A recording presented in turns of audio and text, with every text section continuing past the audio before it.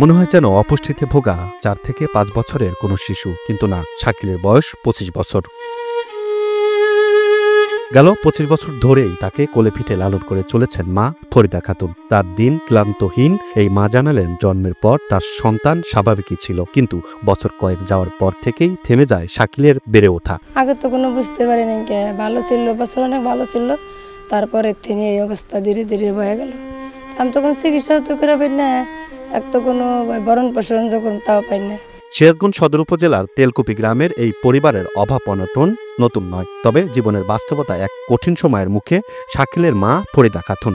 25 বছরের সন্তান হাঁটতে চলতে পারে না নিজের খাবারটুকু তুলে খেতে, যে কারণে এই সন্তানের সঙ্গে সার্বক্ষণিক থাকতে হয় তাকে, তাই কোনো কাজেও যেতে পারে না তিনি। আমি অনেক চল নিয়ে তখন হাত পেতে দিন যায়ও না, আমার কোনো সময় খুব দুঃখ, খুব উল্কা কষ্ট, দিন একবারই যায় না। চলতেছি যে হাত পেতে হাত জ্বলানো, পেট পেনে যেভাবে তো পারি না, মাজার ব্যথা চল নেওয়া পারি না, কবি যাই কিছুই না, কষ্ট করে দিন খুব কঠিন।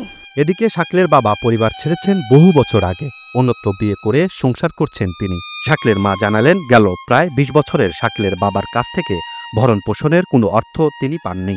বাবা এখন নিয়ে যাই অন্য নারী হতে, অন্য নারী নিয়ে ভালোবাসা করে চলে যায়, তাই কিনে আমার ঘরে দুজন তাই কিনে করে খায়, আমার খোঁজ খবর দেখাশোনা কিচ্ছুই নেয় না, কিচ্ছুই দেয় না। স্বামীহারা বোনকে ঠাঁই দিয়েছেন মা ও ভাইয়েরা, তবে তারাও হতদরিদ্র, যে কারণে বোন ও ভাগ্নের থাকা খাওয়ার ব্যবস্থা করলেও চিকিৎসার ব্যবস্থা করানো যায়নি বলে জানালেন শাকিলের মামা। আমাদের এই বোনটাকে বিয়ে দেওয়া হয়, বিয়ে দিলে এই বাচ্চাটা আল্লাহ পাক জন্ম দেয়, দিলে এই বাচ্চাটা রেখে ছেলেটা আর একটা মেয়ে নিয়ে সংসার করে খায়।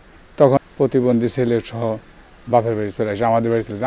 আমি দিন মজুরি করে খাই, আমরা তো আর এই প্রতিবন্ধী বাচ্চা নিয়ে কোথাও যা আমার সংসারই চালাতে পারি না, এটা কী করবো, এখন এটাও ঘরে রাখে, বোনটা ওইটা দেখে, আমরা যতটুকু পারি ততটুকু। আমাদের বউ ছেলে মেয়ে আছে, আমরা তো জায়গাতে রিক্সা টিক্সা চালা খাই, অনেকে তো আর কোনো কিছু করার সময় পাই না। আমরা মেয়ে নয়া নাতিন চলতেছি, একদিন খাই আর একদিন খাই না, তাহলে কি এইভাবে থাকা যায়?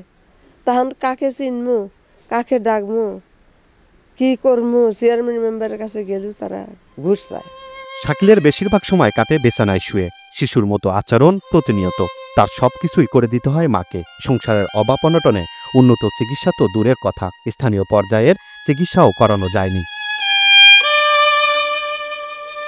2 বছর ধরে প্রতিবন্ধী ভাতা পায় শাকিল, তবে সে টাকায় চিকিৎসা সম্ভব নয় কোনোভাবেই। শাকিলের পাশে দাঁড়িয়েছেন গ্রামের অনেকে, তবে তার চিকিৎসার জন্য সরকারি সহায়তা প্রয়োজন বলে জানালেন সমাজসেবকরা।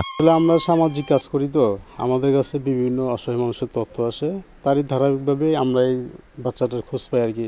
প্রথমে আমরা আসলে একটু চমকে যাই আর কি, যখন ওর মা বলে যে ওর বয়স 25 বছর, আসলে ওকে দেখতে লাগতেছে 4 বছরের বাচ্চার মতো। তো এটা আমরা দেখে একটু অবাক হই আর কি।